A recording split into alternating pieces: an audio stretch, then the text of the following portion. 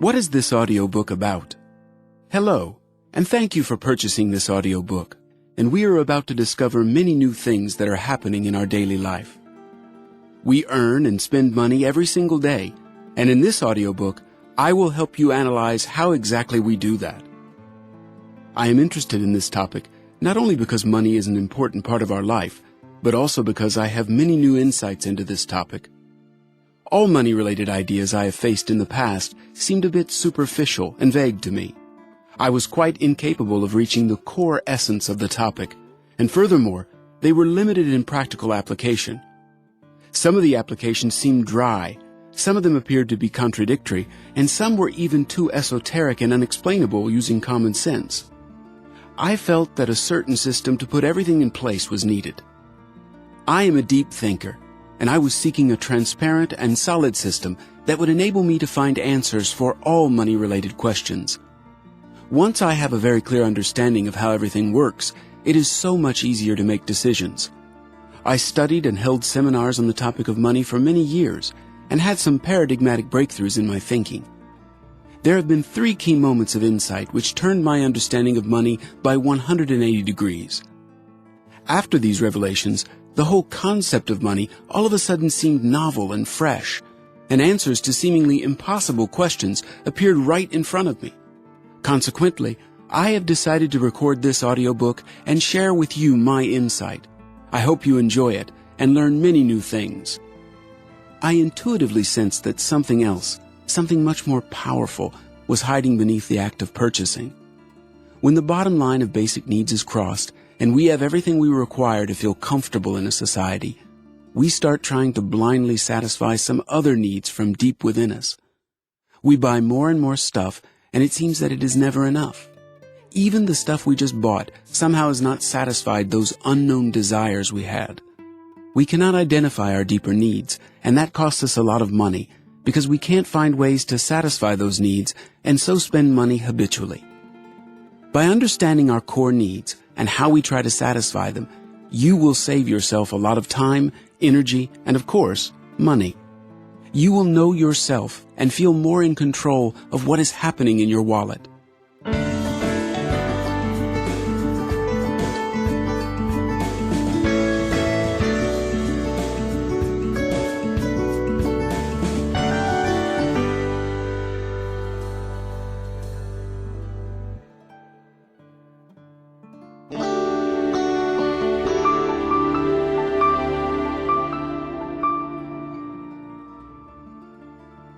The 3 main mistakes of overspending. One website has organized a competition on how to create a present for a friend for $1. People thought of many great ideas. In that way, the effect of a present can be better than more expensive standard gifts. It means that you save more money and have a better effect. However, we do not behave in this way all the time. When we are buying a gift, behavioral habits and stereotypes of thinking are triggered. We always shop with our internal scales, and our selection criterion are rarely stable, rational, and useful to us. Everything depends on what we have available. If we have one sort of variety, we use one set of buying rules. If we have another sort of variety, we use another set of rules. We think that a gift is a trifle, and we don't save money on it. People tend to think that this is not the kind of purchase where we should save money. It is not appropriate to save on gifts, we say. Why? Because the gift involves relations. If we buy for ourselves, we save money because we have an identity of what we are and what stuff is appropriate for us. We more easily lower the standards for ourselves if no one is watching. If I buy something that will be related to others, my second identity of better me triggers, and it is about what I project about myself to society. And when we are showing ourselves for others, we tend to show our better side. We can talk about more examples here, but long story short, we apply different rules for different purchases. We are very rationally minded and save every penny on small everyday purchases, but we spend big when others are watching.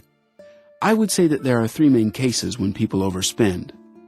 First, we spend more if it is somehow related to others, if others will see and judge our stuff, cars, clothes, and accessories. if we buy a gift or want to make an impression. A guy can overspend on a date if he wants to make an impression. If I am celebrating my birthday, I will overspend a bit because I want to have fun with my friends. The more we are visible to others, the more we care about what stuff we have, the more we overspend trying to show the better me. The second case is when we buy stuff rarely and don't have enough information about it. It is too difficult for us to understand how stuff works. We don't know that business and what rules there are. Because we buy rarely, we haven't collected data, and basically we overpay for lack of knowledge and lack of know-how. If I buy something for the first time, I usually overspend. I watch myself overspending for car repair. The car was very simple to fix, but that breakdown happens very rarely, and I didn't have the know-how of how to fix it. Now I could do it on my own, but at that time I had to overpay a lot. So watch carefully when buying something for the first time. And the third case when we overpay a lot is if we are in a hurry. We rush and don't have time to look for the best deal, so we take the first option.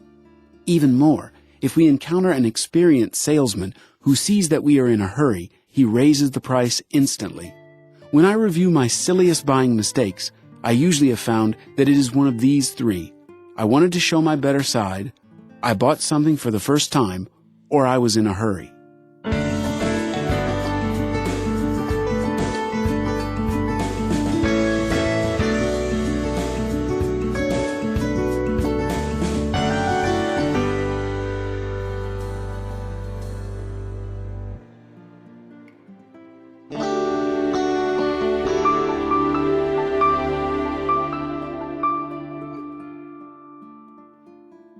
Does stuff provide happiness?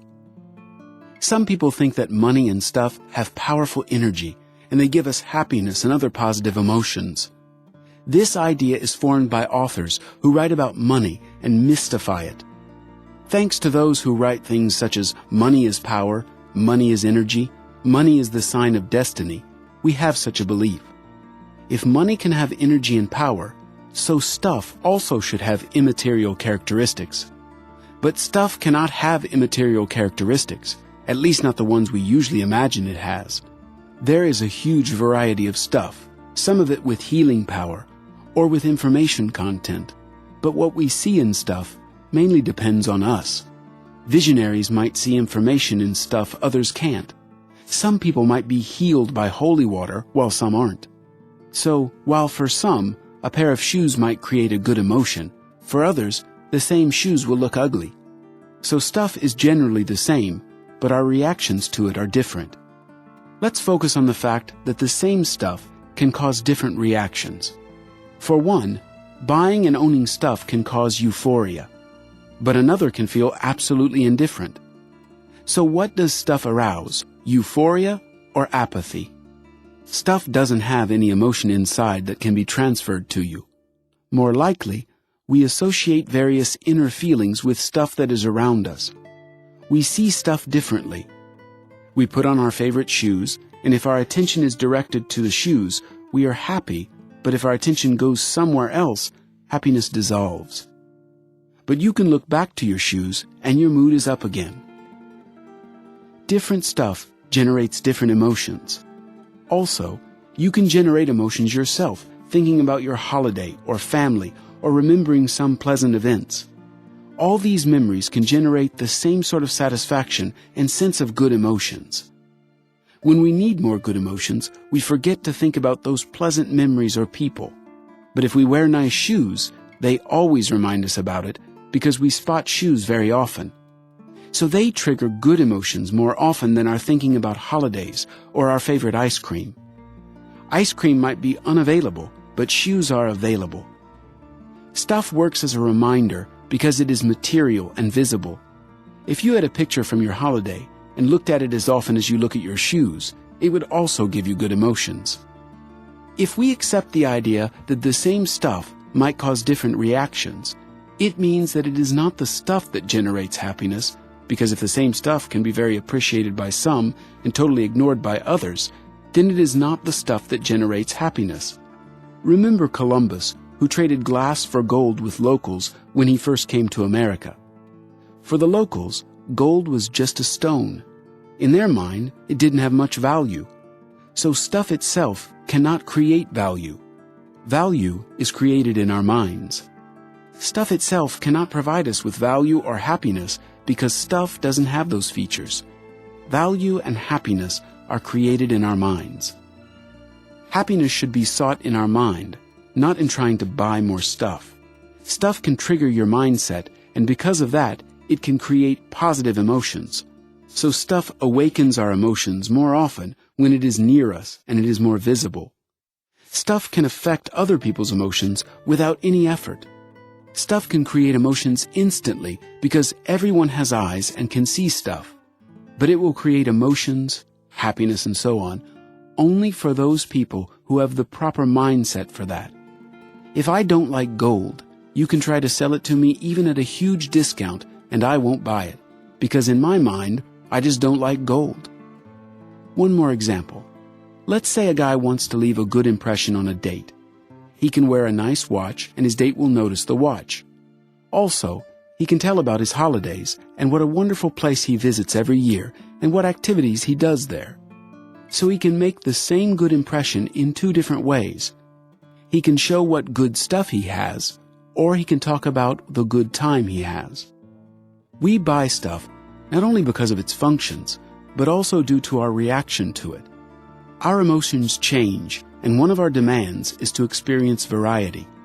Sometimes we buy things, but sometimes we buy a reaction. Maybe we don't need more furniture, but we like the feelings connected to the process of buying. We just want to feel the emotion which we felt when we bought that thing earlier. For instance, you buy a fresh roll because you like its smell. This smell reminds you of childhood when your mother baked rolls. Maybe you were not hungry, but you were affected by the smell and you bought that emotion. Certainly, things soon get boring and reactions to them get weaker. For example, we often buy shoes, clothes, or accessories. You can have a full closet of clothes, but it won't be enough. You enjoy the process of choosing and trying on and the reaction of other people. If you are emotionally hungry, you won't stop buying. Every season, shops offer new colors or some tiny details change and we buy again. The intellect rationalizes what we buy because it is new and looks a tiny bit different. But more likely, we buy because we enjoy the process. Stuff itself doesn't have the power to satisfy emotional needs. Sales theories say that people buy due to emotions, but they don't reveal the fact that stuff can't satisfy emotional needs. Otherwise, all capitalism would not make sense. Why do we produce so much stuff if stuff cannot fully satisfy our emotional needs? Why do we work all day producing stuff that is not making us happier or more fulfilled? Consuming is like an addictive game. Anyone who is invited will enjoy this game and live in an illusion. We probably have 100 times more stuff compared with our parents or grandparents. But to live a rich, emotional life is much more difficult. Satisfaction of emotional appetites is more subtle because it requires education and effort. It is not enough just to have money. Can you go to a shop and buy 1 kilo of love? We want it so much, and there is no place where we can buy it. So we buy thousands of other things thinking it will bring more love and well-being to life. We are bored of the functions of stuff. For example, you want to go somewhere. Many people can help you to realize this function.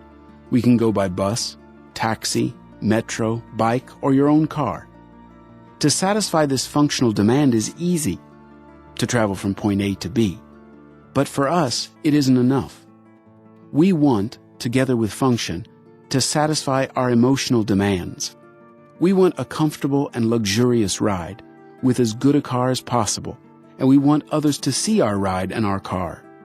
So our ride becomes not only a ride from point A to point B, but it also might become a tool for satisfying emotional needs. We buy new stuff because it changes our mindset a bit. We learn something new. I got a tablet computer with a multi-touch display, so I learned many new things.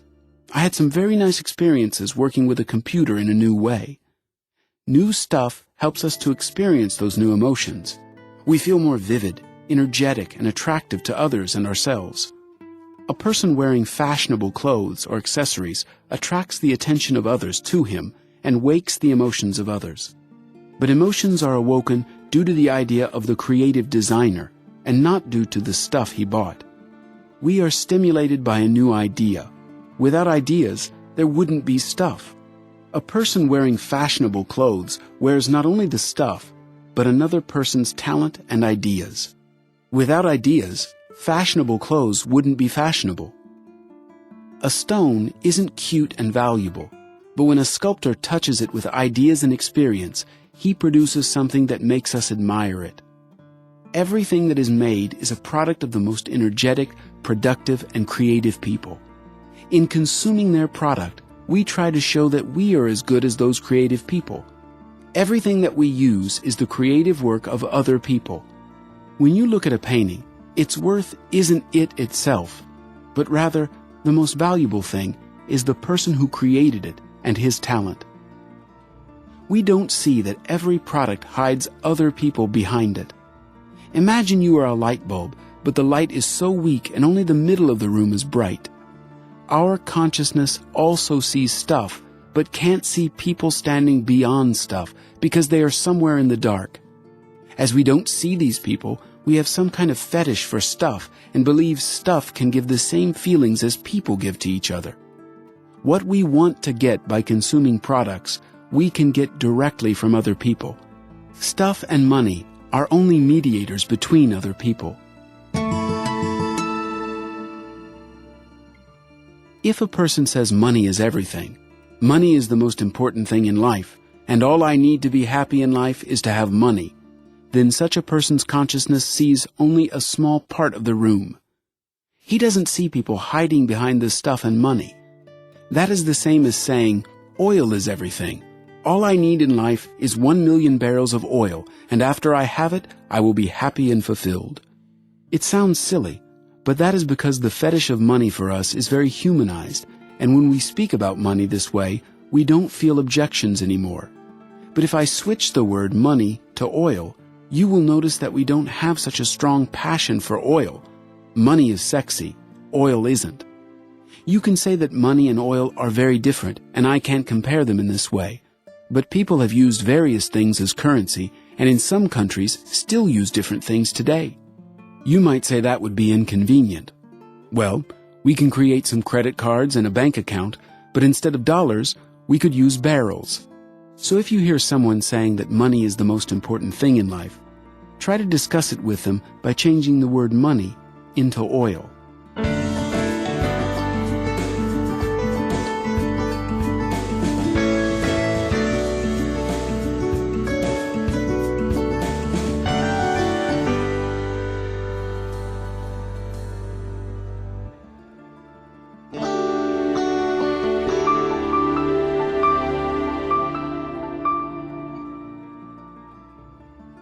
Do we get what we pay for? We buy lots of stuff, but is it worth it? We buy partly emotionally, partly rationally, and we apply different rules for different purchases. Sometimes those rules lack logic. The money we pay does not always equal the stuff or service we get. For example, say I pay $10,000 and go on an exotic trip, but after eating some local food, I get diarrhea and spend the rest of the 2 weeks in bed. Similarly, I can go to a nearby lake and spend $1,000. I go fishing and canoeing, have a barbecue, and sleep in a tent. So which trip is better? You will say that it depends on the circumstances and needs. I totally agree. To make money and to spend money successfully, a lot of favorable circumstances are required. In my opinion, money can satisfy about 30% of our needs. But instead of spending only part of our money, we spend all of our money on those needs because we don't know how to satisfy other needs we have. All ideas on how to satisfy the other needs we have are based on incorrect beliefs. For example, our need for status and reputation results in buying brand-name shirts instead of plain shirts. We don't want an old-fashioned cell phone, we want a high-tech one. So we overspend, and while we overspend, we have the illusion that the additional money we pay satisfies our other needs, On the surface, yes, but actually, no. Most of our desires are emotional, and things cannot satisfy our emotional needs. Their effect is superficial, and therefore, they only create an illusion for a short time. That is why we buy and buy repeatedly. We do not know any other way to satisfy those emotional desires. All of us want some sort of comfort in life. However, will that additional comfort, which we want to get for additional money, be worth the discomfort we feel working extra hours? The more discomfort we feel at work, the more we want to catch up and pamper ourselves. We work hard making money using our intellect and spend money easily on the weekend using our emotions. We are divided creatures. We have emotions and intellect, and we are influenced by both. So we make money with intellect and spend money with emotions.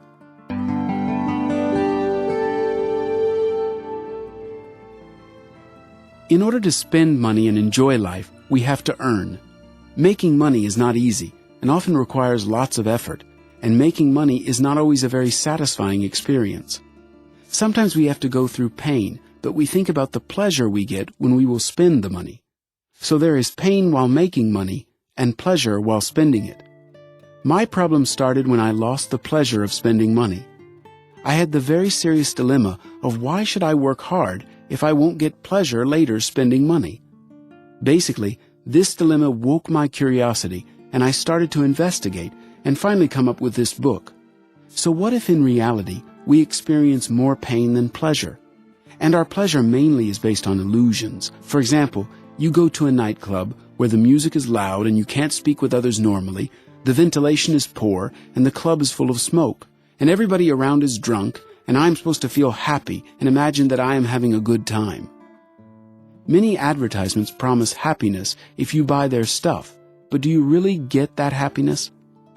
Our consumption habits are based on many illusions and incorrect beliefs, and as you probably have noticed, all of this book is about how to get rid of those illusions. One of the most popular incorrect beliefs is, if I pay more, I get more. While we use only one currency to measure our life, we limit ourselves and don't have an objective view. It is very hard to count our inner dissatisfaction in terms of money because we count only satisfaction in terms of money. Let's compare two satisfying experiences. One of them is a full-body massage, the other is a ticket to your favorite opera. Usually, we compare value for money, pleasure for money. But if we measure pleasure with money, why can't we measure dissatisfaction with money? Maybe you did some hard, nasty job and felt discomfort worth minus $150 and earned only $50. So you are minus $100 in total, counting in pleasure currency. Maybe it is better to earn $30 in cash while working to get at least satisfaction worth $70. In the first case, the arithmetic is minus $100, and in the second, plus $100. The difference is double if we add to the calculation not only cash money we get, but also satisfaction and dissatisfaction. In cash, the difference is very little. In the first case, you get $50. In the second case, you get $30. So it is 40% less, but if we count satisfaction and dissatisfaction, the difference is 5 times bigger. We only see the material difference because our focus is mainly on the material world. Also, it would be difficult to create a universal system which could objectively count the price of all emotions we feel while doing work. But we can increase our consciousness. Let's try to do an exercise. To evaluate in money is a bit complicated, so we will use a new currency. Satisfaction-dissatisfaction points. We always have to consider the pleasure and pain we get while making money, and the pleasure or pain we get spending money. Because we usually tend to concentrate on 1/4 of the whole subject, we concentrate only on the pleasure we get spending money. I want you to see the other 3/4 of the money mindset. While making money, we concentrate and push ourselves to 150%. But when we buy and use stuff, we sometimes get 50% or even less for the money we pay. I have seen many families building a house, but the children grow up and leave home, and parents stay to live in this big house. We work hard overtime hours for 150% effort for 20 years in order to have a big, beautiful house, but we use only a small part of it. Yes, some spaces of the house we use occasionally, but as I say, you can't sit on 2 couches at the same time. So if you have 10 couches in your house, you use only 10% of it. You buy a brand new car, you work hard with 150% effort, but you drive only a few thousand miles a year. I don't say we all live like that. I say some of us might live like that and waste precious time in our life buying stuff that we don't have time to use. We experience tension while we are making money and release tension while spending money. If we spent money with the same concentration and attention that we give to making money, our expenses would be many times lower. But it is important to understand that usually we make money with intellect and spend money with emotions. Making and spending money is like some sort of completion within ourselves, because both parts of our inner body are satisfied.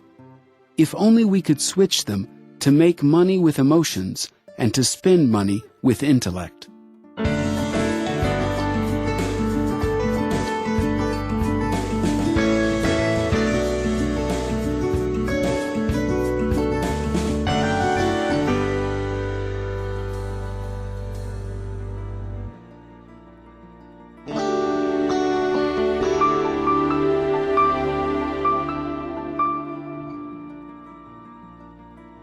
Do we buy or give away money?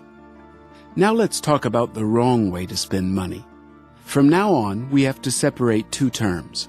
To buy means to get a thing which will provide obvious benefit for an as objective as possible value. That thing will at least pay off the price you paid for it, or its usefulness, and may even outweigh its price. In Kiyosaki's words, that thing would be active. It constantly brings you benefit. The other term is to give money away. Very often we buy illusions and image to satisfy our emotional needs. We already made clear that we first of all buy status, reputation, and design. We need change, and the last thing we care about is the car's function to take us from point A to point B. The only thing that pays off is the car's function. We overpay some sum of money just because its design is better. Explain to me how the design pays off. If you put a sum of money in a bank, you get interest. If a car is well made, you have to spend less money for its repairs, so you save some money. This is a real and tangible benefit. But what benefit do you get from design? Only emotional satisfaction. We pay for beauty. Fair enough, we need some beauty in our lives, but we should use a different term to give money away. I am trying to spend money in a way that money would generate some sort of interest. Pretty design is a pleasure for the eye, but I want to remind you that basic emotional needs have to be satisfied in other ways, and those ways require effort, education, self-analysis, and decisions. When a man does not understand what emotional desires he has very little chance of finding a way to satisfy those desires. So he believes everybody who promises better well-being.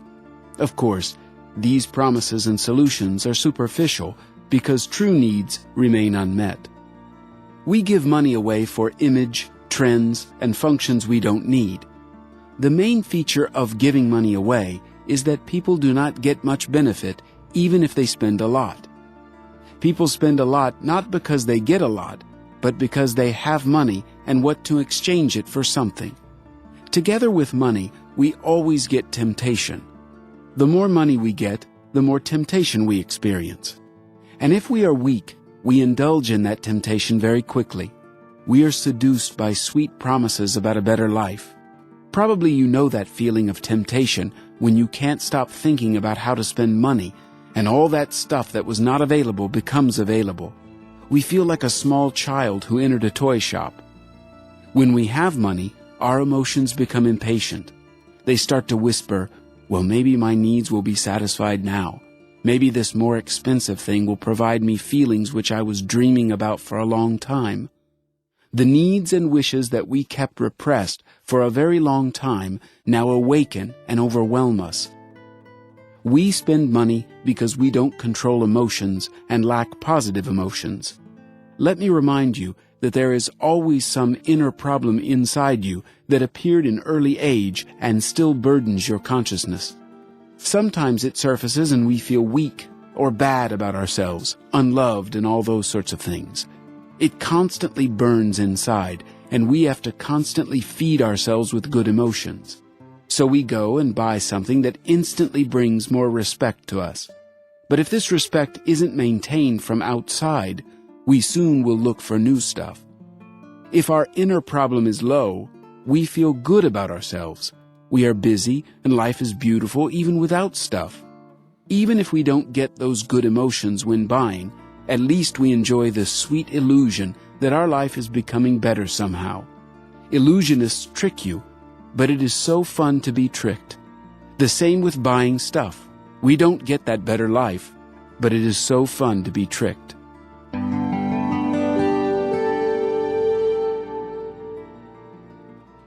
Expensive stuff attracts attention.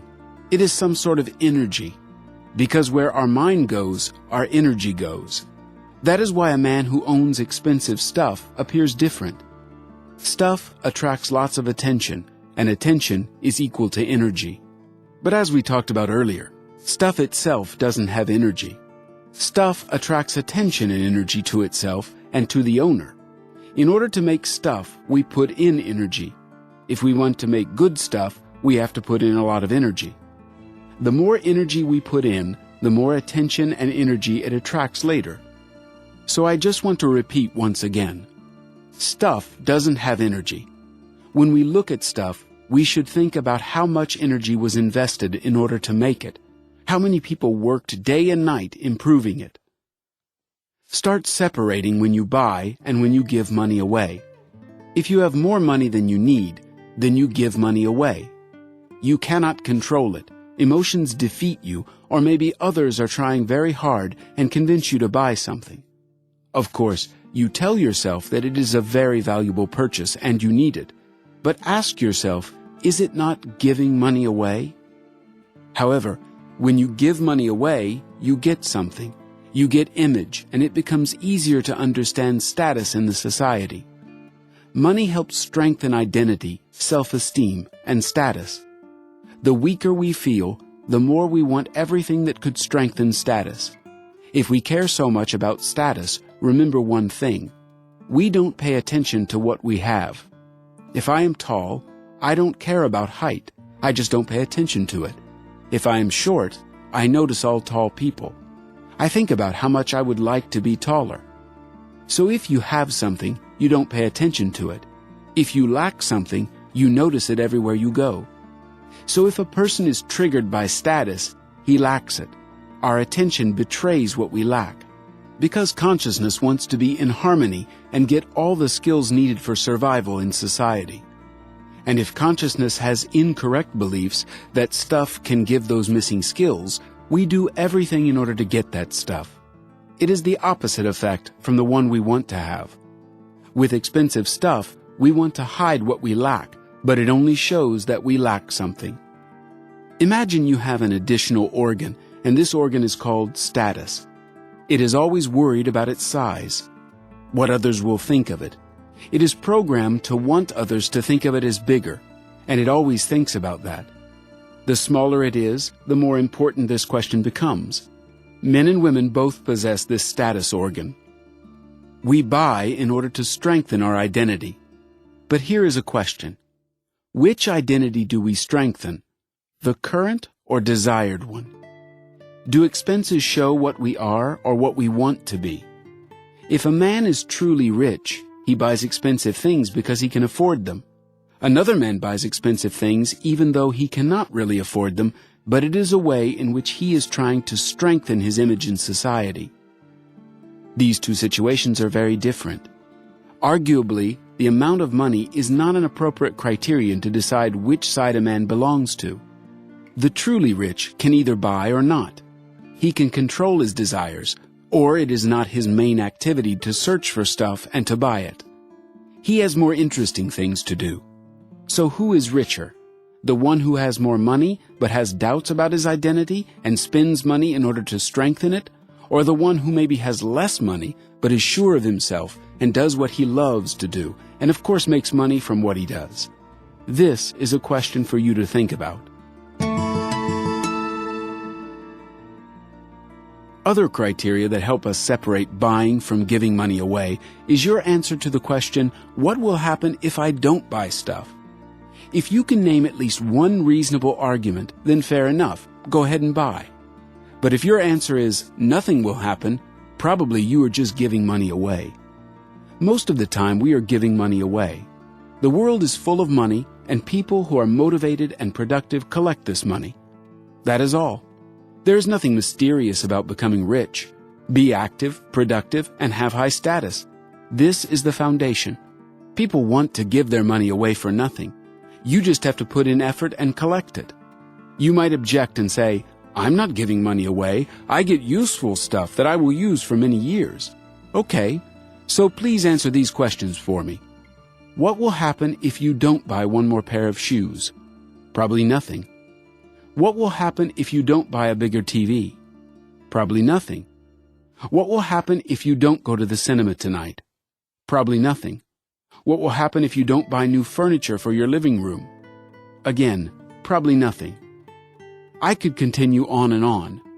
We can decrease our expenses and nothing bad happens. Life will flow as it used to. That just confirms that we buy not because we need something, but for all the other reasons that I am talking about.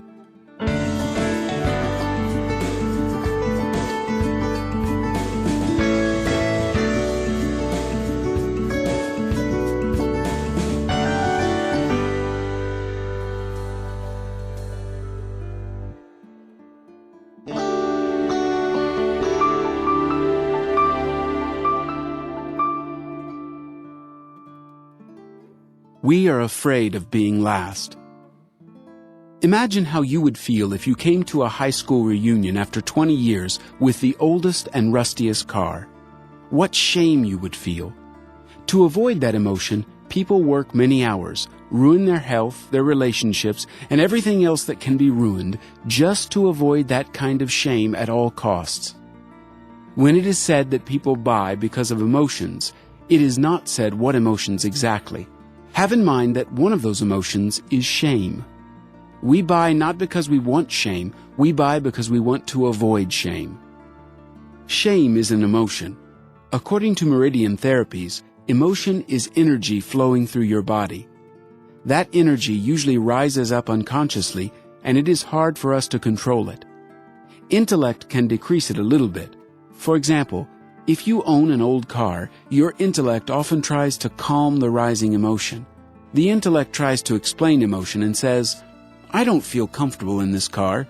Maybe no one will notice me driving it. It is just a car. I have done so many important things in my life that I could be proud of. But that explanation usually can't calm down the emotion, and emotion rises, creating inner discomfort, and finally we try to get rid of the old car and get a better one. But getting a better car won't sort out the problem because there are always newer and better cars on the road. Shame is an uncontrolled bodily reaction that triggers in certain circumstances. If it is difficult for you to control your emotions, including shame, that kills status. High-status people usually have well-developed emotional intellect. It simply means that they can control their own emotions. They feel comfortable no matter what happens, no matter how they are dressed or what stuff they have. It drains energy to project status for others when you fight shame or other emotions inside of you. My advice would be to develop emotional intellect, to learn to control them. Stuff strengthens status. I come to a farm, put on dirty shoes, and start to think, what is my status now? Am I a farmer or am I a CEO? Then you look back at your limousine and relax. Everything is all right. I'm the CEO of a company. This weekend, I came to the farm to visit my relatives to do some work, but on Monday, I will be a CEO again. The more stuff we have, the easier it becomes to return to a higher status mindset. Stuff is more real than inner body to most of us. That is why we bind our status with stuff. People want to have a system that is clear and easy for everyone to understand in order to define people's status in society, and stuff works as a currency in this system. You have a flat with 2 rooms, and I have a flat with 4 rooms. Everything becomes clear instantly which of us is doing better in life. Of course, status is given to people not just for money alone. It can be given for accomplishments. There are many people who are not rich, but are well known and respected. However, the more stuff there is, the more real everything looks in our mind. That is why we often give away money for the stuff we don't need, just to strengthen our status, to remind ourselves what we have achieved, who we are, and who we want to be. As we grow and change, we change the stuff around us. People buy that mysterious something that will make them look better in front of others, and that something is a mix of status and reputation, but as they don't know the difference between those two, they don't know that it is impossible to buy reputation. If I have some kind of power or possess other advantages which others do not have, then I automatically have status, but it does not mean that I have reputation. People make the decision to buy not according to the rational mind. They make the decision based on how many status points they will get. The same goes backwards. If you want to successfully sell any product, you have to put as many status points into that product as you can think of. We work day and night, and we give money away for status. Remember the difference between buying and giving away money. When you give money away, you get status. For example, you buy an expensive perfume, and you think this will definitely raise your status and attract the opposite sex. And we hold on to the illusion that others smell our perfume and silently admire how sexy we are. By the way, I think that those who most care about status are those who feel they lack it. If you do not have health, what is the most important to you? Health. If you do not have a partner, what worries you the most? How to find a partner. If you need a camera, you will not be able to keep from looking for one in every store. This is just how our minds work. If there is a lack of status, then we see everywhere how much status other people have, and we compare ourselves to them. Basically, status is a feeling, emotion, a mindset, and inner maturity. Stuff does not provide status. Yes, stuff makes the mindset stronger and stimulates emotions, but that is a superficial effect. Why? Give money to a homeless person, dress him in the most expensive clothes, put him in a limousine, and still, after getting to know him, you will find out who he is. Money won't hide his true self, and vice versa. Put the dirtiest clothes on a high-status man, and he will feel and look great. No one will think that he is homeless. So we should come to an agreement that stuff is not as important as inner mindset. High-status people load stuff with status, and that is the only way how stuff gets status. And lower-status people buy higher-status stuff in order to raise their social image. How does it work in reality? For example, if a well-known celebrity is selling his car, the price can be doubled because the car is loaded with status. I want to mention that there are many ways to raise status and reputation in front of others, but we are stuck on one of them: consumption. People with high status tend to check others' boundaries and instantly see how strong you are. Stuff won't help you to set boundaries where necessary. Status is a part of the inner body and must be trained as an inner resource. First of all, education, and later on, some decisions and activities are needed in order to improve boundaries. It is nurtured with other tools, and surely not with buying and consuming. You can have much cash and stuff and still feel of low status. Remember Gandhi, absolutely no wealth, but what a huge status and reputation. We could probably name hundreds of similar examples. Have you ever seen celebrities wearing weird stuff? A famous person can put on an old, worn-out sweater of her grandmother's, and it will be considered a fascinating, fashionable accessory.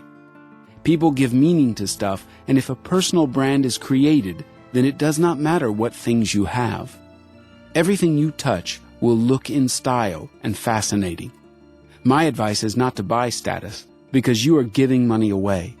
Spend that money on developing a true high-status mindset. Become a high-status person and load stuff with your status. I remember reading a fairy tale about a man who turns everything he touches into gold. I think that is a good metaphor for status and stuff. Become a person who adds value to everything you touch.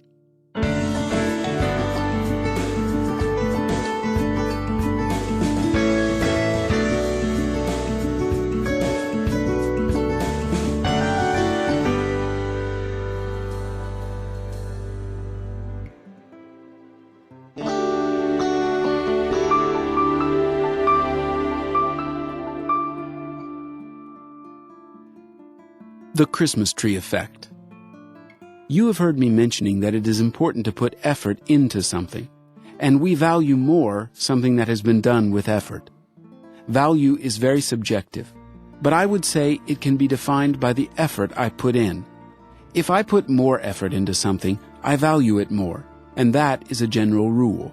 The second rule is I value something if I know that somebody else put much effort into creating it. Every purchase we make is related to effort and time.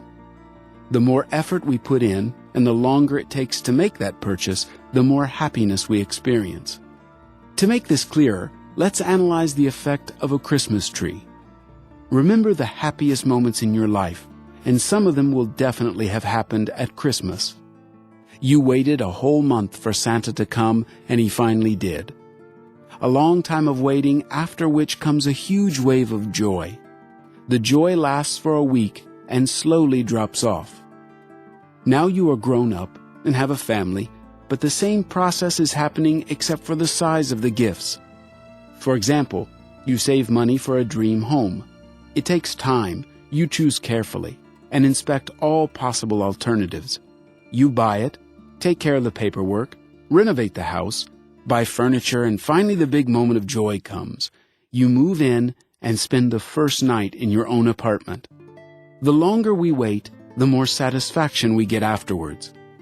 If you have money, you will not have to wait, and there will be no waiting. If there is no waiting, tension cannot rise, and when nothing rises, there is no satisfaction. Not only the purchase itself brings satisfaction, but the Christmas tree effect. If we want to get more joy buying, we have to put more effort or to wait a long time or a mixture of both. People usually think that the more money they pay, the more joy they will get. I am not going to deny this, but I just want to add that joy consists not only of the amount of money, but also from the effort you have done and the tension that it created inside of you. Waiting provides joy. The shorter the waiting is, the less joy it generates.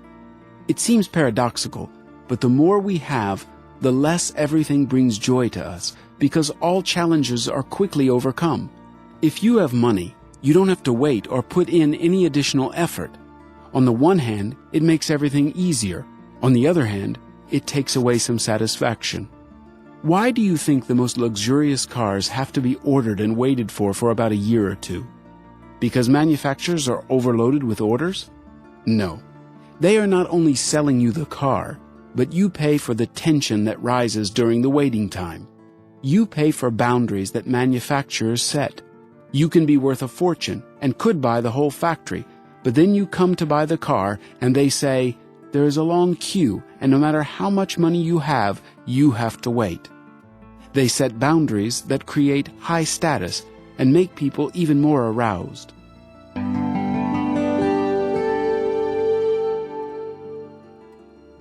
To buy something is easy, but to experience new emotions is a bit bigger challenge.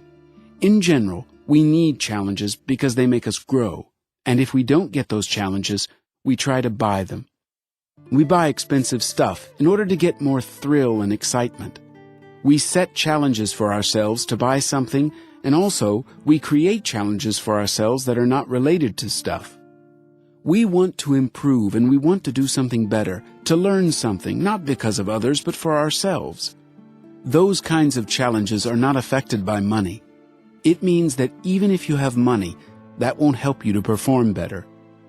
If you throw yourself a challenge to quit smoking, money won't help you there.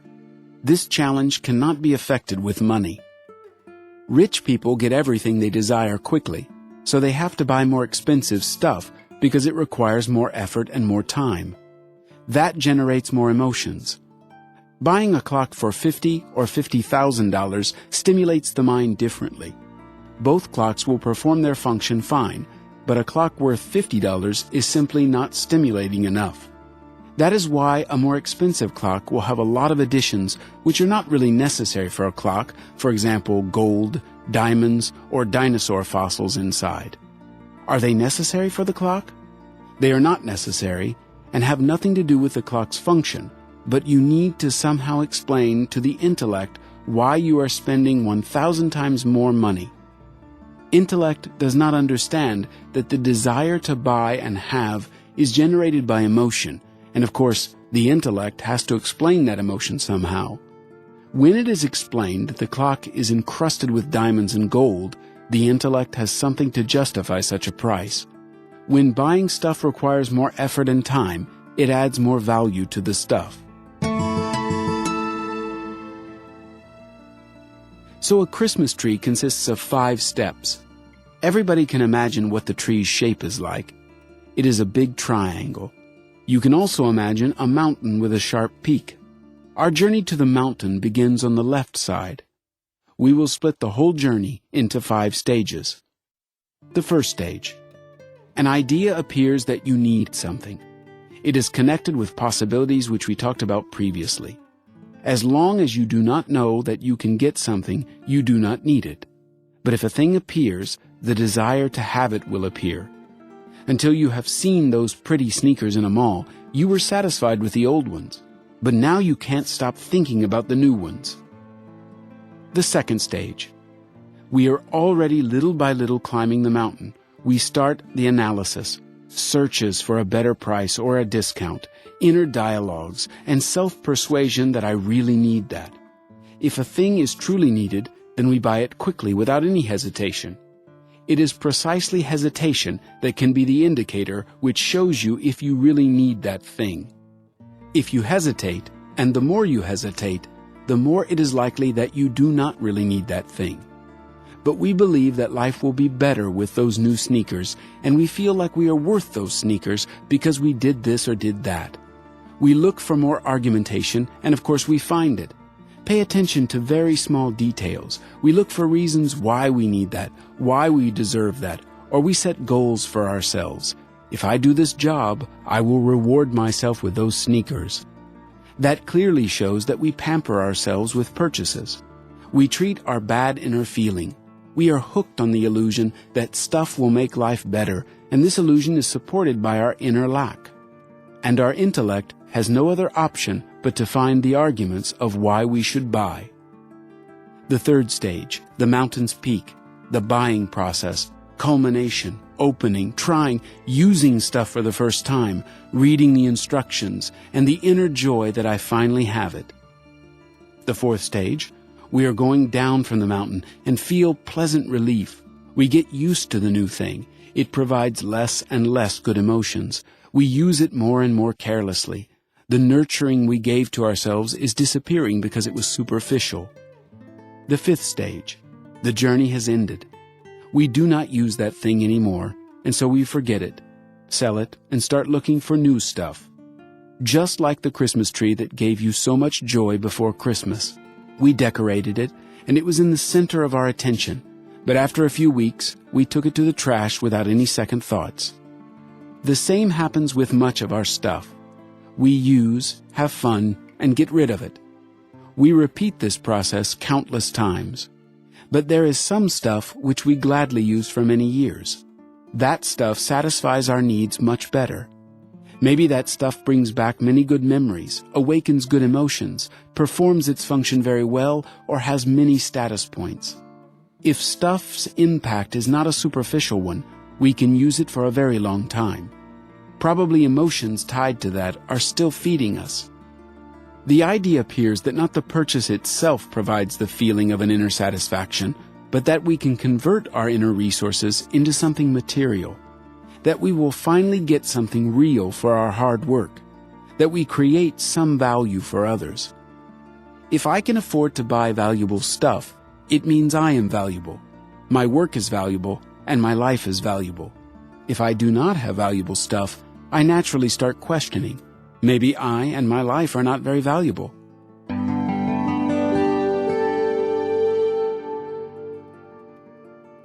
Moving on to conclusions, most importantly, a Christmas tree has to be as tall as possible.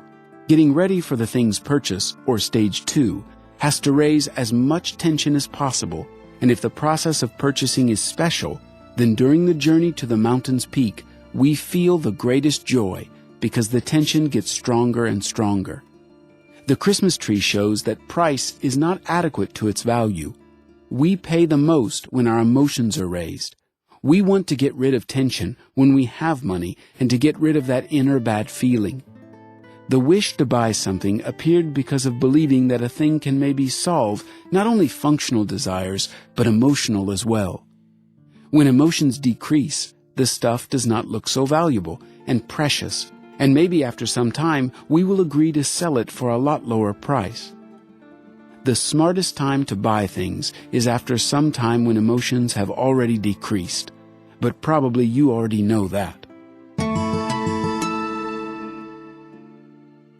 As the Christmas tree symbolizes mostly one component that designates price, time, I would like to add a third component that creates value: mindset. A mindset is full of beliefs, some of which are right and some of which are wrong. My life experience revealed that about 80% of them are wrong, but you have to check your belief system yourself. How does belief create value? Very simply, in China, people believe that a bird's nest can be used as food or for healing purposes. They are very expensive, but science hasn't given a definitive answer about its healing power, so we don't know if this belief is true. But for people who have this belief, a bird's nest has value. For other people, for example, tourists, it might not have any value at all if they know nothing about the local customs and beliefs. After we are introduced to the local customs, and if we choose to let those beliefs in, and they become our own beliefs, a bird's nest becomes valuable to us. So value is created out of time, effort, and beliefs.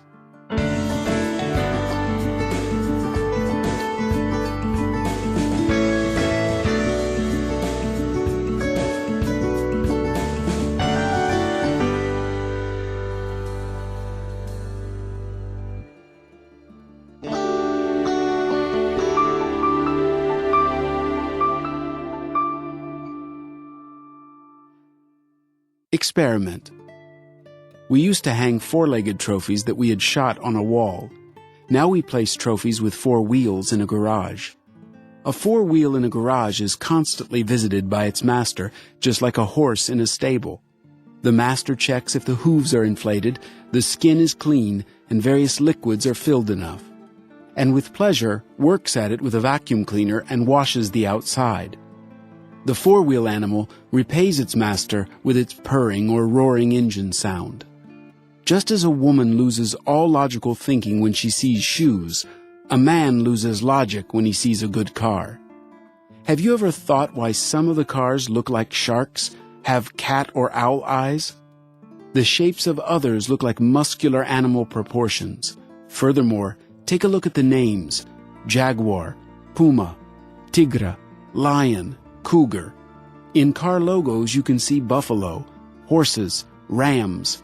For a man to travel fast and vigorously from point to point has always been important, but that traveling cost us a lot. Let's say you bought a new car. You did not buy the function to drive from point A to point B because another car could do this function fine and its price could be 10 times less. You bought emotions, status, a dream. However, your dream every month will cost about $500 less. If you don't believe it, look on the internet for any new car and the same model only 1 year older. Compare the prices and divide by 12. This is not buying, I call it giving money away. Did the car become worse in a month? No, but every month it is worth less. The only thing that is truly changing in this industry is car design. Because of the design and impression on us, we can separate which car is old and which is new. Their technical characteristics may be equally good, but old ones just do not look as good as a car with a fresh design. Many people think that the car's production year, mileage, and other similar information are the most important features. But production year is highly overrated. If a new model didn't show up for 15 years, a 15-year-old car would look fine and would still be fashionable because there would be no better-looking cars around. Would you worry that your car is old? Not at all.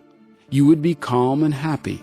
If no new models were created for 15 years, then even a car straight from the manufacturer would make no huge impression because it is similar to all others made in the past 15 years. If there were no impression, then there would be no sales, because if a new and 15-year-old car looked the same, then which one would you choose? You would be happy having your 15-year-old car. Several times I had the chance to confirm that 15-year-old cars can compete well with new cars in terms of technical, speed, and other characteristics. Even in the 60s, cars had automatic windows and other comfort equipment. Their economy did not change a lot. However, the price of a 15-year-old car and a new one is 20 to 40 times different. Therefore, we pay that 20 to 40 times higher price mostly for the car's design, and even car makers admit that. What else are we paying for? We pay because a group of people sit day and night thinking what else they can offer to their clients and what improvements can be made. This group consists of engineers, designers, and others who work long hours and search for new forms, ideas, and improvements. Maybe we don't need those improvements at all. But what should those people do then? Their productivity and efficiency is rushing with an intention to realize self, and it makes everyone else try to do better. If it was not for this little group of workaholics pushing the quality of life forward, we could happily live in peace and in a comfort zone. Life is pushed forward by those creative, enthusiastic, and productive people, and we want to be just like them. We want to have things that they invented. We don't really want those things, but we want to be just as creative, innovative, and persistent as they are. We think that by having stuff created by those people, we will also become like them. The car industry needs to profit. How can they do that? After all, it cannot sell the same product for the same price for 10 years. Therefore, the product must have something so-called newer and better. Did you ask during the last 10 years to put something into new cars?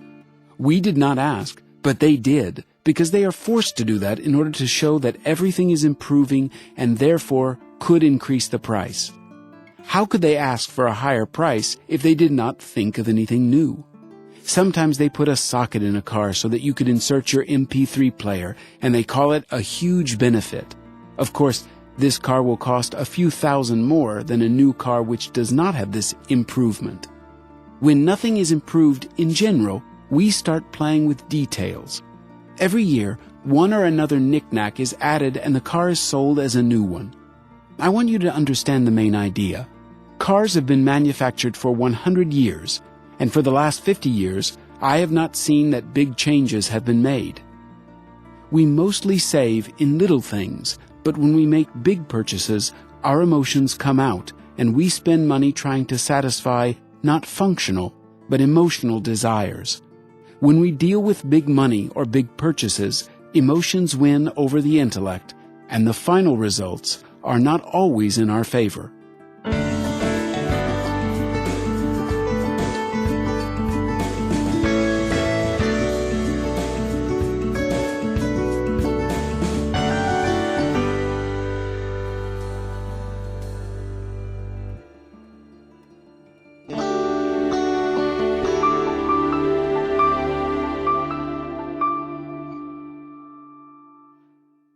I want a new car.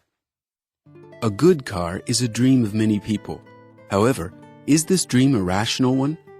I want to provide you a little more perspective, seeing and thinking from another point of view. I have studied 150 posters on the internet and 2 popular but different class cars. The first car has been produced for 20 years and is considered a luxury class car. This new car costs around $300,000. Now the most interesting part.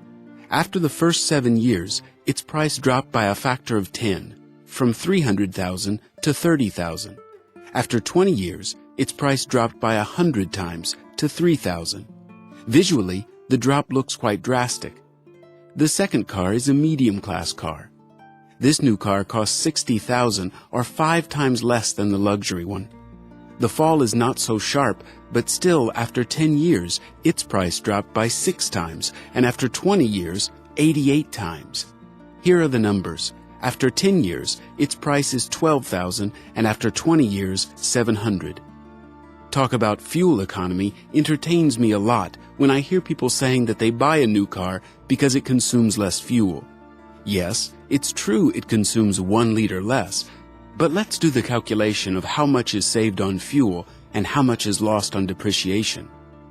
I count that if you buy a new mid-size car that uses 20% less fuel, it takes 60 years to pay off on fuel economy compared to a 10-year-old car. So the question is, to buy a 10-year-old car or to buy a new car that uses 20% less fuel? You can buy a new one, but the fuel is not the argument, because it would take 60 years to feel that economy. Yes, the intellect rationalizes that fuel saving is the main criteria, but basically, we buy it because of status, or because we simply can afford it. We consider expenses for fuel, service, parts, and insurance, but rarely how much we lose because of depreciation. But depreciation happens not because the car's technical condition becomes 10 times worse and its price dropped tenfold. The price dropped because of design depreciation. The outer look is not fresh anymore. It doesn't make an impression for others. That is why the price falls. Would you invest in stocks or real estate if its future worth curve looks like this? Yes, we can think of many arguments that a new car is safer, blah, blah, blah, but I think that safety is measured by the speed you drive and not the car's price. If you want to live a rich life, you must not fail while making big purchases. Would you invest in a stock fund when its future graphic shows an obvious and steady downward trend? Most probably not. This is the part where we have enough smarts. But when we spend money on a new car, we can tell anything just to avoid the thought that no matter how good this car is, it will lose at least 15% of its worth in the following year. We do not invest in a stock fund whose price is dropping 15% every year, but we do invest in such a car. And these decisions are made in one and the same head. What confusion! As I told you earlier, we apply very different rules for money and buying stuff. If we buy stock shares, we expect at least a 10% increase and choose very carefully. When we buy a car, we try to ignore the fact that its value drops 10 to 20% a year, and we consider it a good investment.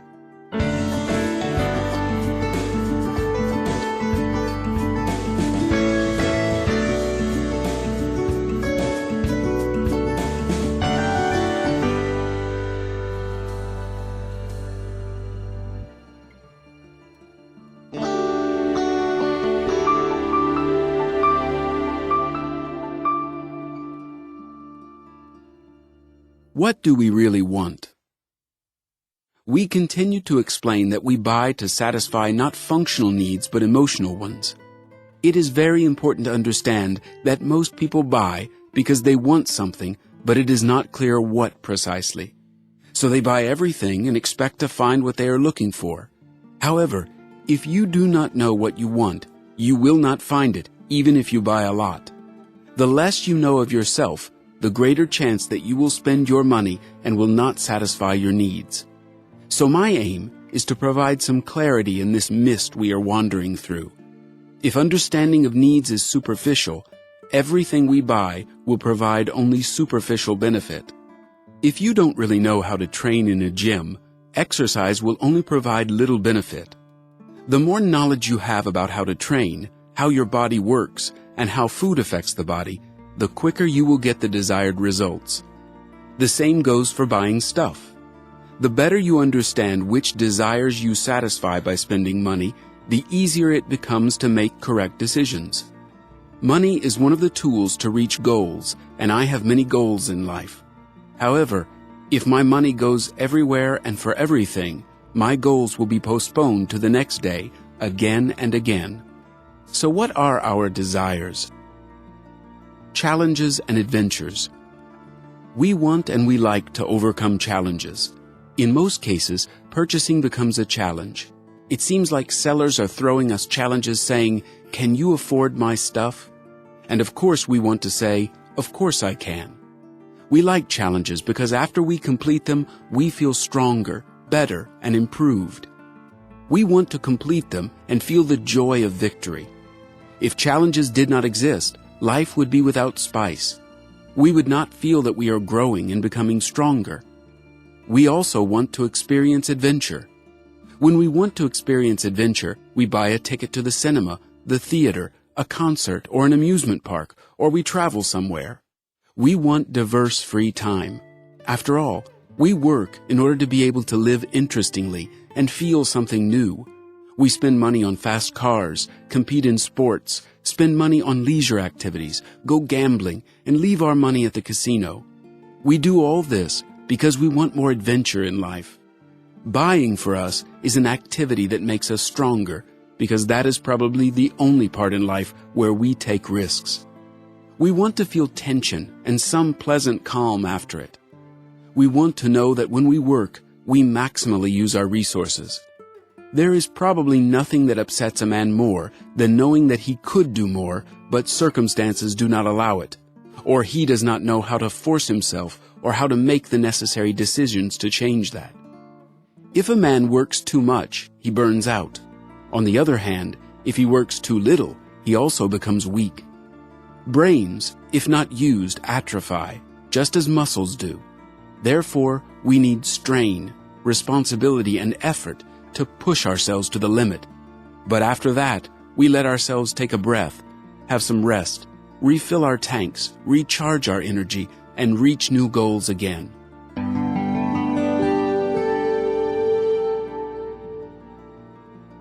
Stroking. We also want to get attention, love, and intimacy. These desires can only be satisfied by other people, and therefore we buy everything that could make people show us attention and love. A man buys flowers and perfumes for a woman showing his attention. We buy well-made clothes, furniture, shoes, and accessories as tools to communicate our nonverbal message about who we are and what our attitude is. Communication is not meant to be one way. It has to be two ways: stimulus and response, message and feedback. So, by dressing in a certain way, we send a message. Some might say, I dress not for others but for myself. Wrong. Have you ever seen a woman who puts on full makeup and dresses in her finest clothes to watch TV at home? If we are alone, we never primp. We primp only if we know that we will meet other people. We send a message with the stuff we have, and we are not always seeking a direct response. Sometimes it is enough for us to have an imaginary response. We imagine how people react to our stuff, and that gives us a feeling of getting, to use a term from transactional analysis theory, a stroke.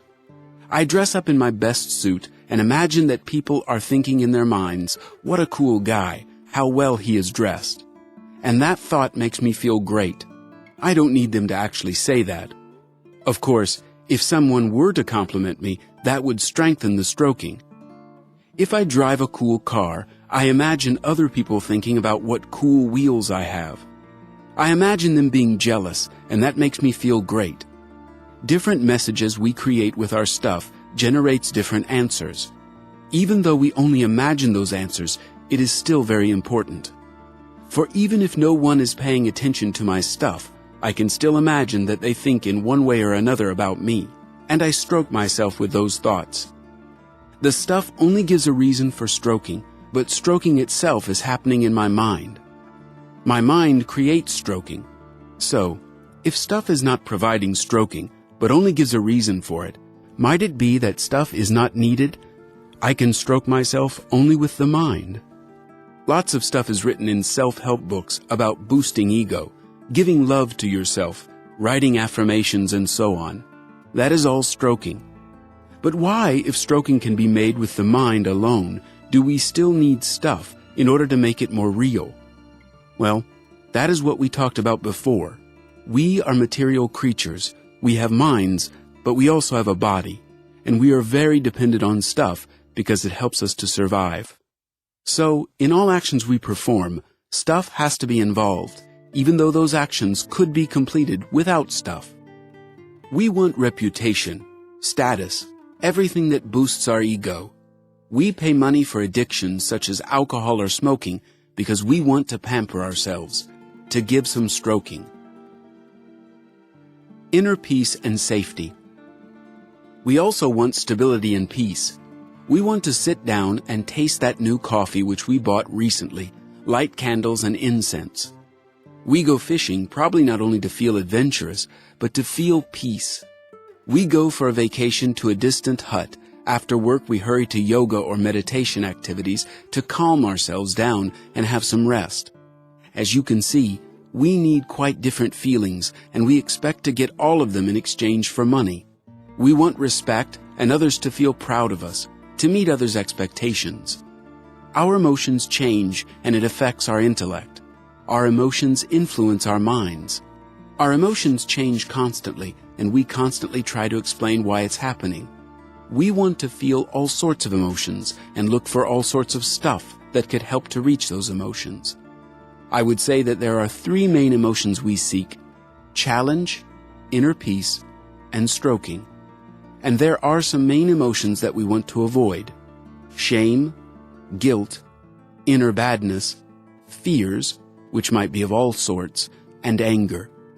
So it is like motivation theory that says we are driven by seeking positive emotions, and at the same time we are pushed by negative ones because we want to avoid them. Our buying decisions are also driven in the same way. We all seek harmony. I would say that not having those negative emotions and having those positive ones results in harmony. If we break down all our purchases, we will get some proportion of how much money we spend on our actual needs and how much money on our emotional needs. For some, it might look like 30% for rent, food, gas, medical care, and so on, and the remaining 70% for emotional needs. For others, 70% for living and 30% for emotional needs. What proportion might vary, but emotional needs might be satisfied by education and effort. No need to spend money on that. Well, you can, but the results won't be long-lasting. We want to know that we use all of our resources and talents because by realizing them, we prove to ourselves that we have them. It doesn't matter that a woman is beautiful. She must hear that to believe it more. The same goes for the mind. It doesn't matter if your mind knows that it is talented. It needs to work to materialize its talents. We want to work and spend time with people of maximum quality, doing the biggest and most important tasks which our mind is able to think of at that time. We have already talked about that extensively. When we are near the best ones, we create an illusion that there is no need to do anything because it is enough to be near the best ones to improve ourselves. At least it is good that we reach higher and don't fall down. Say that a man has throughout his life sowed and patiently waited for his harvest, and raised and fed animals because he knew that a happy day would come when he would be able to eat a lot. We also want to put our effort into something that would give us one or another return.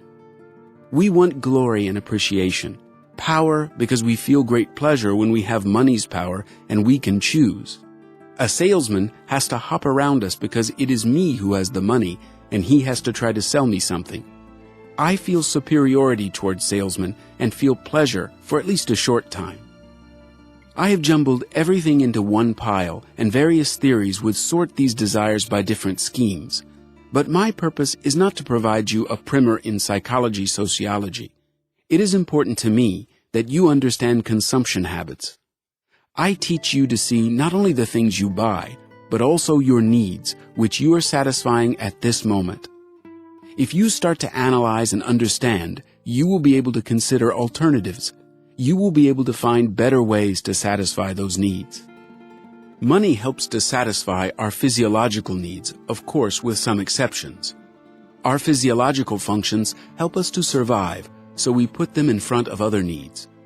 But lack of analysis leads to the situation where we start to believe that money can also satisfy our emotional and spiritual needs. But those needs are met in very different ways. You can't go to a shop and buy 1 kilo of love and a few packs of inner peace.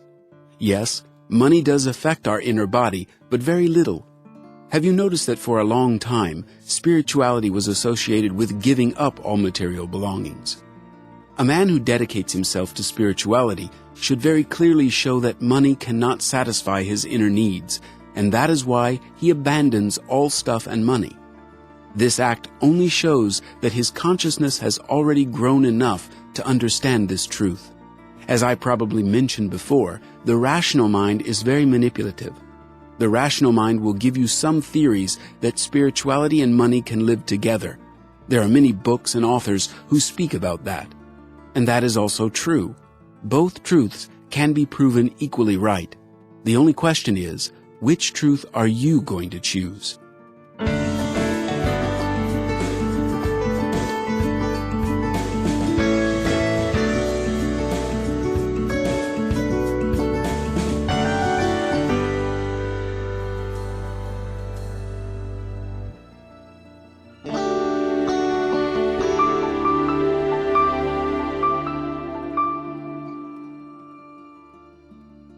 Buying is a brave decision. I want to examine a very interesting topic. How does buying help us grow psychologically? Before analyzing this, a bit of basic knowledge about decision-making is necessary. Buying is decision-making, and every decision that requires courage increases self-confidence. The more courageous decisions you make, the more self-confidence you get. Everybody speaks about self-confidence, but nobody tells anything about how to develop it or what it is exactly. The more you fear something, the more self-confidence points you will collect when you overcome it. If you evaluate some fear on a 10-point scale at 8 points, after accomplishing that task, you will receive 8 points of self-confidence. Firstly, measure the situation's difficulty and how many courage points you need to make it. The situation may be difficult not only because you are afraid, but because you have a lack of experience or knowledge. Maybe you feel anger, anxiety, or something else that makes the situation more complicated rather than fear. Anyway, overcoming those emotions requires courage. The more courage a situation requires, the more self-confidence points you receive. It is like a law of physics. It does not change. You solve a problem that required 8 points of courage, you receive 8 self-confidence points. There is no limit in collecting those points, and there is no other way to develop self-confidence than to make brave decisions. You can put an equal sign here. Brave decisions equals self-confidence. When people don't understand this, they are afraid of difficult situations and life's challenges. They think that if they make decisions, they risk losing something and will not get any benefit. Folklore says, challenges make a man stronger, but in reality, nobody wants to become stronger and to leave their comfort zone. However, keep in mind that there are no better circumstances for a person's psychological growth than various fears, defeating limited beliefs, and leaving the comfort zone. The same goes for buying. Buying is a brave decision. When you buy something expensive, you feel adrenaline rising inside you. It is such an expensive purchase, but I want it so much. We take a long time to consider whether to risk it or not, but there are so few chances in life to gamble, so we finally decide, I will buy. We feel a very strong need to grow and to get stronger. In order for this to happen, we have to make brave decisions. But there are no circumstances where we could make those brave decisions. Everything around us must be safe. We have to act safe. Our need to feel an adrenaline rush is always limited to some rules of safety. Isn't it ironic that an ordinary man has nowhere to feel a gamble or a thrill? Therefore, he tries to get it by buying. So when we want to experience some adrenaline, we go shopping. The more expensive purchase, the more risk. I say to myself, today I will be brave and buy washing powder that is double the price. Taste a wine that is 2 times more expensive. Today I will let myself have more. I will take the risk and will not mind paying more for something exotic for dinner. Why does buying require courage? Because I am giving away my resources, and I don't have any guarantee that I will renew those resources. If I spend big, I give away all my resources. If I take a loan, I give away resources that I don't even have now. So we give away our future. That is a risky deal. Every day we see loss. People get sick. Earthquakes destroy homes and cities, so we need safety and the guarantee that tomorrow everything will be okay. On the other hand, we need thrills and some risk. Otherwise, we don't grow psychologically. Those two needs are fighting inside of us. One side needs safety and stability, the other needs risk and courage. And both needs we try to get met by consuming. We buy insurance in order to feel safe, and at the same time, we go over the speed limit because we want to feel some excitement.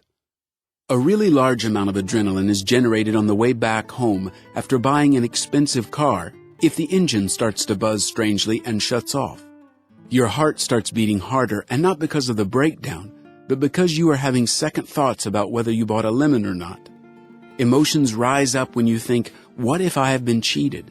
Will this car turn out to be a good deal, or will I have to spend thousands in repairs? The stress of losing is instantly generated. The same stress would be generated if you woke up in the morning and saw that your flat has been robbed, or someone stole your wallet in the street. We become used to risk, and we do what I call giving money away.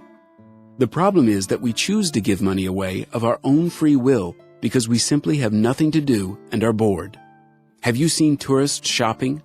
That is the perfect example of how people spend money because they have nothing else to do. They lazily examine the goods, have a chat with the seller. They don't need another watch, t-shirt, shawl, cup, or carpet, but they buy this stuff because there is nothing else to do.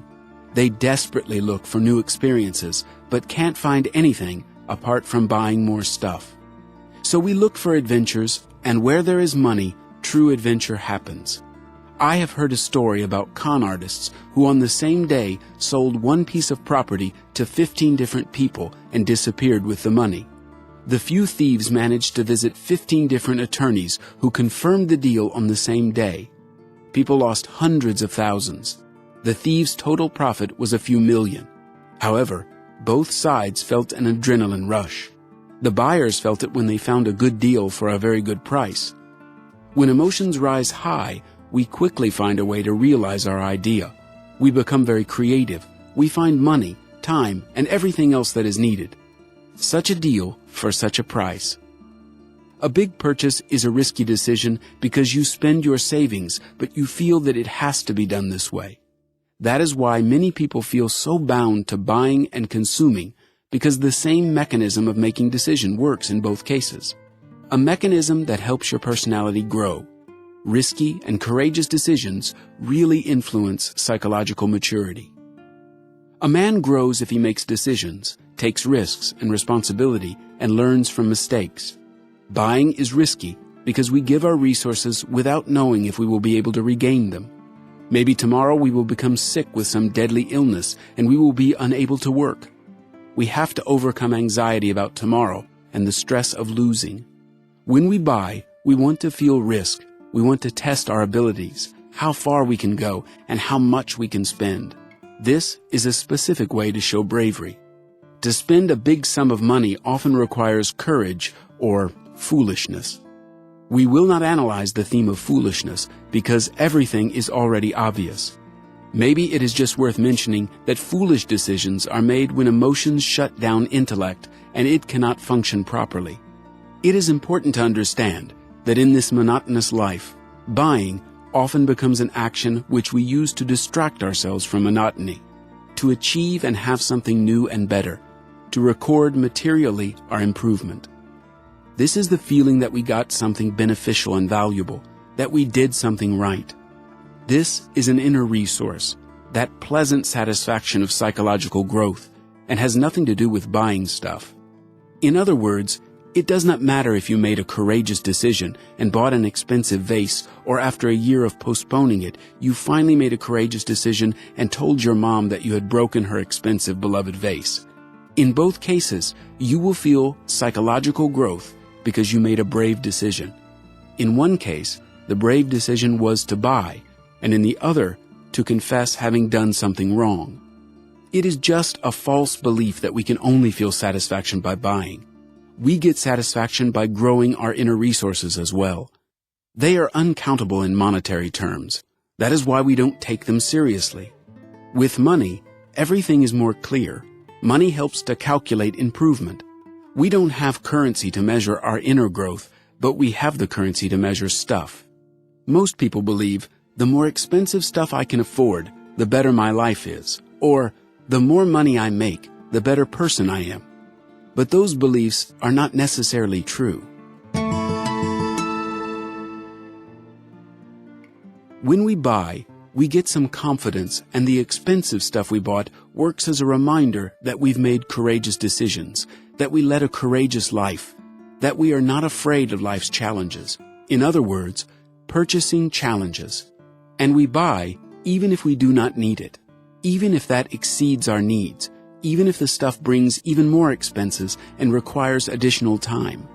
We close our eyes and say, whatever happens, I am buying this stuff because I want to feel brave and overcome this buying challenge.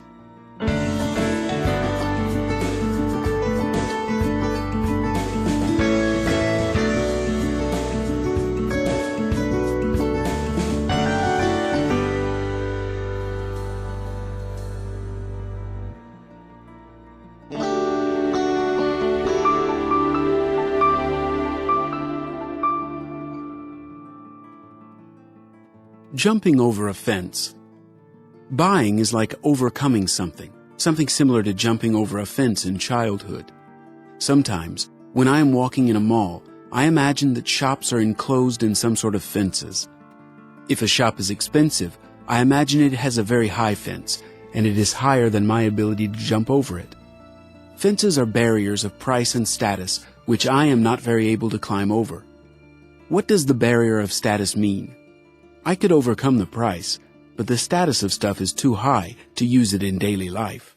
It will stand out from other stuff I use every day, which is of lower status. Let's say I have enough money to buy an expensive coat. However, my colleagues or friends wear simple warm jackets. I would feel discomfort because I would visibly stand out from the others. But I don't want to stand out, and I don't consider myself as high status as the expensive coat is. Shops enclose themselves with fences in the shape of price from those who have not got enough money. If products in the shop are affordable to me, then I can jump over its fence. If products are very cheap, then you do not even have to jump. You just walk over and buy what you need. The point is that a man who is left outside feels challenged to overcome the fence. The higher the fence, the more interesting what it hides becomes. When you cannot see what is inside, your brain starts to create various illusions about the sweet and happy life happening beyond the fence. The grass is greener and the sun is brighter on the other side. That is why I repeat how many illusions we have created by autopilot about money and a rich lifestyle. For us, it is a sweet illusion that we want to taste. The further and harder to reach the illusion is, the sweeter it looks. To jump over a fence becomes life's challenge. And when talking about challenges, it is necessary to understand that challenges are of two types, with and without meaning. However, a challenge without meaning is better than no challenge at all. What is a challenge without meaning? For example, say that some young men are racing in the street with their cars. What will one get if he defeats his opponent? Nothing, except for a little adrenaline, but think how much they risk in order to get a few drops of adrenaline. So this challenge has no meaning because you risk losing much more than what can be gained.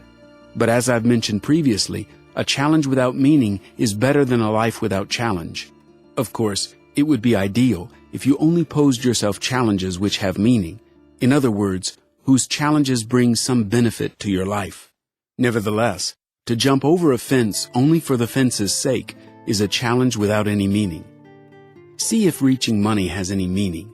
If you are doing it to prove yourself something, all right, maybe it has meaning to you. We accept consumption and these meaningless challenges of consumption society willingly.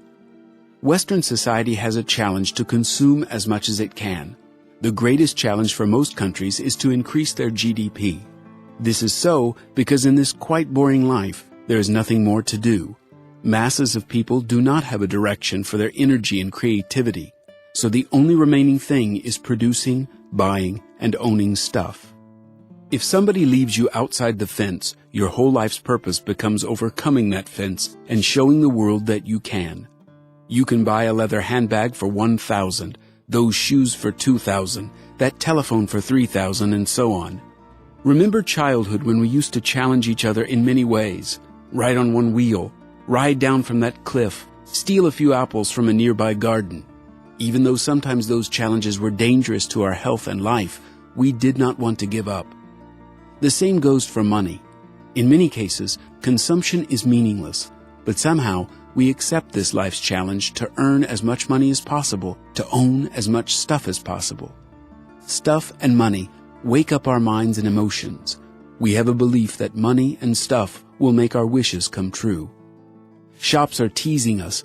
Look how much nice stuff we have, but in order to get that, you have to overcome my fence. The buyer indirectly says, I will overcome your fence with my money muscles. He takes out his wallet and shows his strength, and that he can afford it. In school, we used to compete in physical strength by jumping over a pole, and in life, we compete in our skills to earn money. The more expensive stuff is, the more it triggers in us. The more we think about that. Firstly, we try to rationalize why it is so expensive and why we analyze features trying to understand the link between quality, features, and price. If everything seems logical, we convince ourselves that the price is right.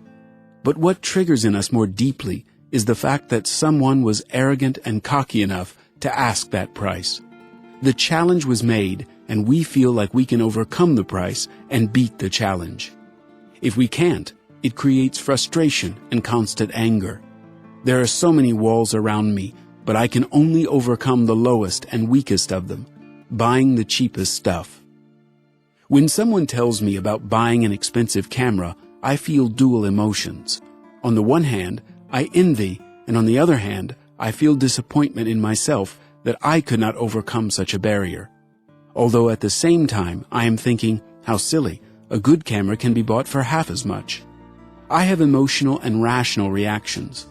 The emotional one is envy and disappointment in myself, and the rational one is counting and considering other possible alternatives. The intellect tries to measure if it was a good deal. The intellect analyzes, and I can't stop thinking about it because emotions were triggered and emotions hold ideas. We cannot stop thinking about the purchase and torture ourselves until we buy a similar camera. And we don't buy a standard one. We want the expensive one. This is so because emotions appear before thoughts do. Emotions influence intellect a lot stronger than intellect influences emotions. Emotions are glued to us, and it is not that easy to get rid of them. But as soon as we do, we can detach ourselves from dependence on stuff. Because emotions no longer generate a need to buy stuff, we feel a need for stuff because of wrong beliefs in intellect. We think that stuff will solve our life's problems, and because we have emotions that support various beliefs and bad habits. So you have to decide whether to jump over the fence or not.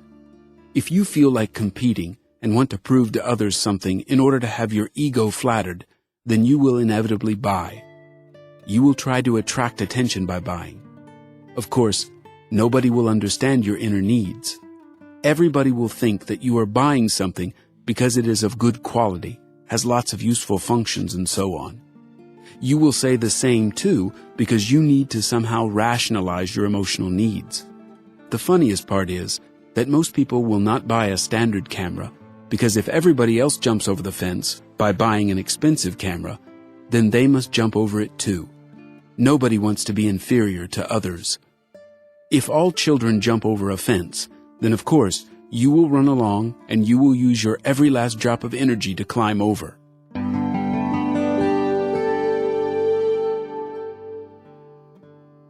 The more money we have, the more money muscle we feel. Each fence requires a specific amount of strength. When a man starts to boast, he is only communicating between the lines. Look, I overcame this barrier. This cost dearly, but I overcame this barrier. And for this thing, I was asked 5 times more than the real market price. Of course, I thought that this is a lot, but because this thing's quality is very good, or I'm forced to believe that its quality is good because I paid such a price, I overcame that challenge and bought it. Of course, I have not used it yet, but I will use it someday. It is important to show others that I am as good as they are, and maybe, of course I don't want to say this out loud, even better than everybody else. You think I exaggerate. How else can a man today prove his personal quality, value, status, if not by buying and owning stuff? You can say by accomplishments, talent, relationships with other people, and so on. I absolutely agree with you, but none of these things are accepted in people's minds as a universal value system. A man simply reaches what is massively considered to be universal currency.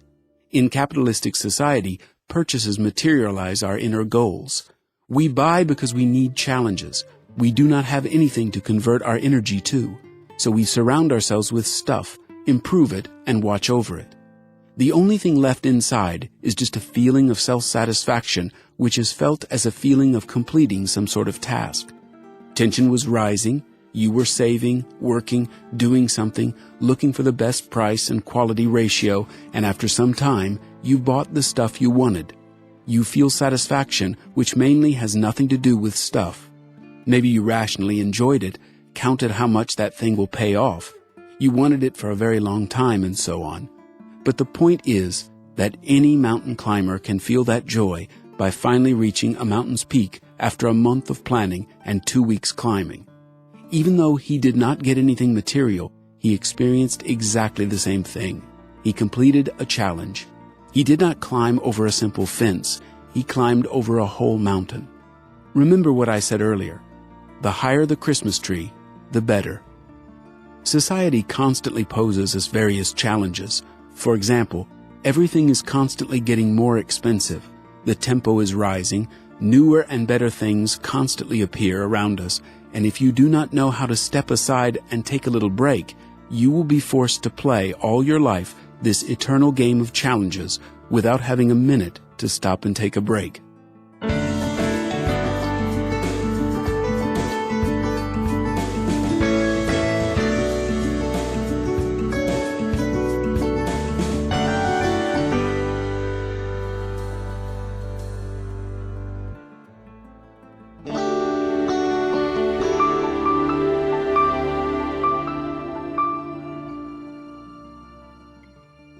Freedom to buy dreams. I aimed to change your priorities. You should spend money for your dreams, not for stuff that you don't need or that everybody else is buying. We overvalue stuff and spend too much time in order to have something, but having doesn't provide those emotions that we expect. We have hundreds of wrong beliefs related to buying, and it is not surprising that we lack happiness. It is simply not possible to be happy while having wrong beliefs. Wrong beliefs work destructively, and if I haven't succeeded in changing those beliefs yet, it is because beliefs are rooted in emotions. I can influence your emotions a bit through intellect, but I cannot change them completely. That requires completely different techniques.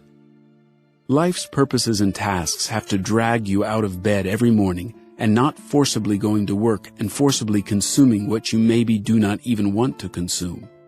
We mature with challenges, and that brings joy. This is so because in order to do something new that you have never done before, you need to change yourself, adjust, and create a better you. People often say that money provides freedom. I want to specify that they have in mind a feeling of strength when all barriers look low, and a feeling that anything can be bought. There are none of the previous barriers. It is freedom to buy anything, but not inner freedom. A freedom to have stuff, but not a freedom to feel free inside. Free of negative emotions and thoughts, free of bad habits and bad relationships, free to do whatever you want, free to act however you want. We often mix up outer and inner freedoms. Money gives the outer freedom to have, use stuff and other people's resources. Stuff makes your life more convenient. You can perform something more easily, so you save time and energy. You are free of doing hard tasks because now your stuff does it for you. For example, a washing machine washes for you, so you are free of washing clothes. But we mix outer and inner freedoms, and that is how wrong belief is born. We start to think that the more stuff we have, the more freedom we will feel, and partly it is true. You will be free of many boring or difficult jobs. For example, you have a new car, it breaks down less, so you save yourself lots of time and energy. You have more comfort and are free of discomfort. You have a cell phone with wireless internet, so you are free of searching for wireless internet spots. You have freedom to check your email whenever you want. That feeling of freedom comes from outside, and this outer freedom is always tied to stuff. As soon as you forget your cell phone, you won't have the freedom to check your email whenever you want. Inner freedom is generated from inside. Inner freedom requires putting in effort, finding the right knowledge, and spending time studying to know yourself better. If you have a fear of mice, then stuff or money will not help to eliminate this fear. You will remain controlled by a fear, and there is no freedom in that. If you smoke, then even if you have more money, it will not grant you freedom not to smoke.